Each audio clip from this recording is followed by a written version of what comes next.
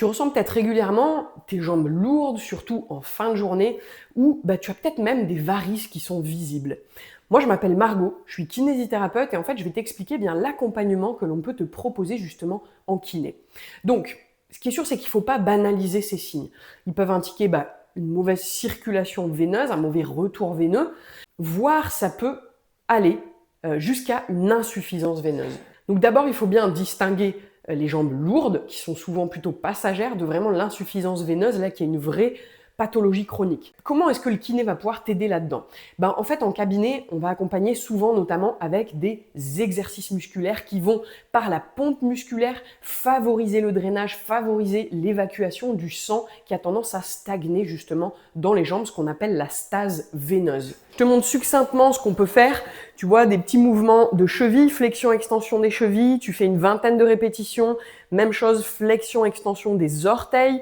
Tu peux faire ensuite des petits cercles, une vingtaine dans un sens, une vingtaine dans l'autre sens. Ensuite, on active toute la chaîne antérieure en venant faire une répétition d'une dizaine, une quinzaine de répétitions de chaque côté.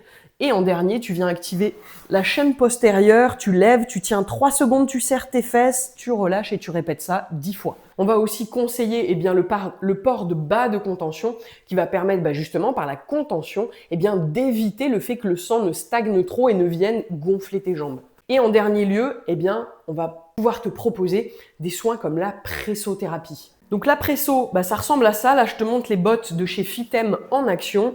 Donc, tu vois, grâce aux chambres à air qui vont se gonfler les unes après les autres, ça va favoriser justement ce retour veineux. Ça va favoriser le fait d'évacuer tout le sang qui aurait pu stagner dans tes jambes. Grâce à ça, sur le boîtier, en fait, tu vas pouvoir moduler que ce soit le plus adapté à toi possible avec la durée, la pression que tu vas pouvoir appliquer dans les chambres à air, les zones sur lesquelles tu vas vouloir vraiment axer ton travail et puis le programme pour que ce soit le plus adapté à ta problématique possible. Alors juste pour être sûr d'être bien clair, c'est quoi la différence entre un bas de contention et la pressothérapie? En fait, le bas agit en continu et va surtout éviter le gonflement par justement cette contention.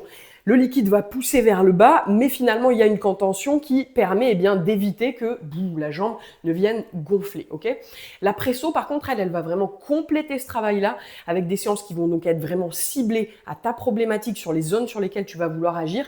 Et en fait, ça va relancer la circulation, ce qui permet en fait une vidange du sang qui aurait pu stagner dans tes jambes. Et du coup, en fait, ça va apporter un soulagement de tes sensations désagréables, de lourdeur, de douleur, un soulagement qui va être immédiat.